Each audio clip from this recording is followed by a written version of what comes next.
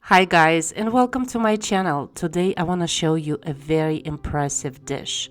It's chicken drumsticks wrapped in a puff pastry and filled with mashed potatoes and mushrooms. It is certainly a showstopper. Let's get started. We first need to make a mashed potato filling because it needs some time to cool down. So I have about 2 pounds of Yukon Gold potatoes, to which I'm gonna add 6 cloves of garlic, 1 bay leaf, and 1 tablespoon of salt. I'm gonna put it on the stove to boil until it's fork tender. Then you will need about 2 pounds of white mushrooms, and choose a slightly larger ones, which is gonna brush off the dirt of the mushrooms, and use a paper towel so you can see how much dirt comes out off of them.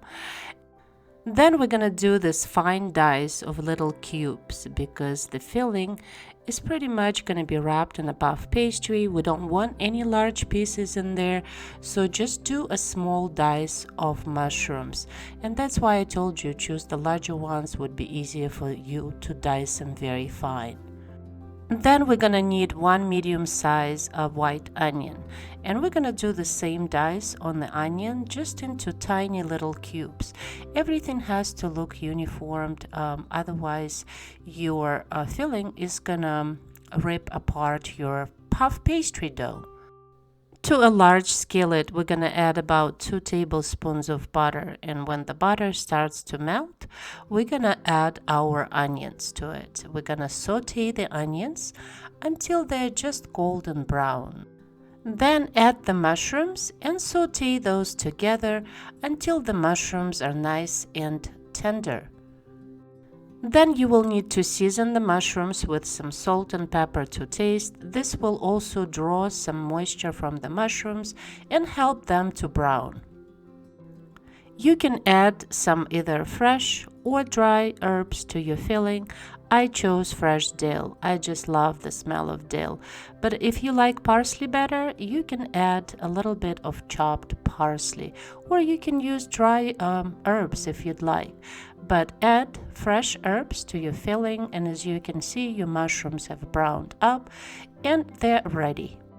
Our potatoes are ready. As you can see, I drained the water and let them dry a little bit on the stove, and we're gonna mash those potatoes. And as you can see, we still have those garlic cloves in there, so we're gonna mash those together, and that will add a very nice garlicky taste to your potatoes. To soften up your potato filling, we're just gonna add about 1/4 of a cup of half and half, or you can add the heavy cream. We're gonna mash those together. We're gonna add some salt and pepper, and my preference is always white pepper for the mashed potatoes.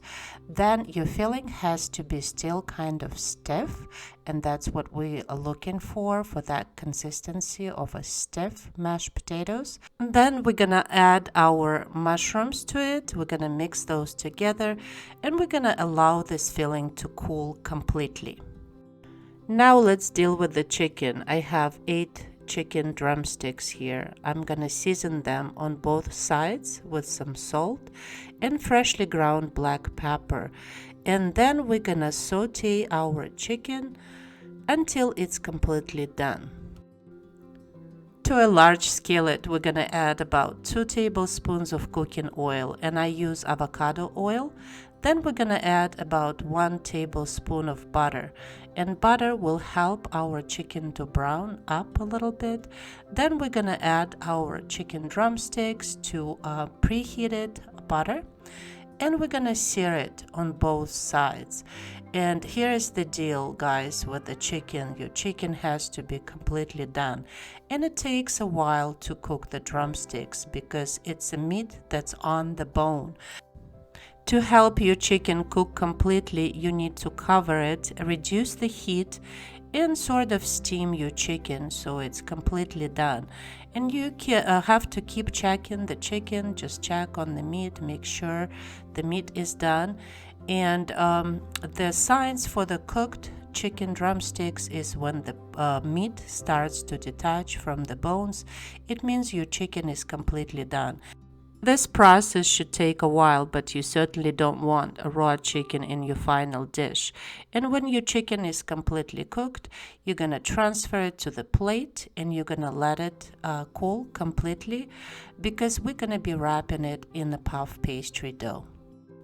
Let's talk about puff pastry, and I have a puff pastry squares that I thought out a little bit because we're going to be doing some wrapping, so you want that puff pastry to be a little bit softer.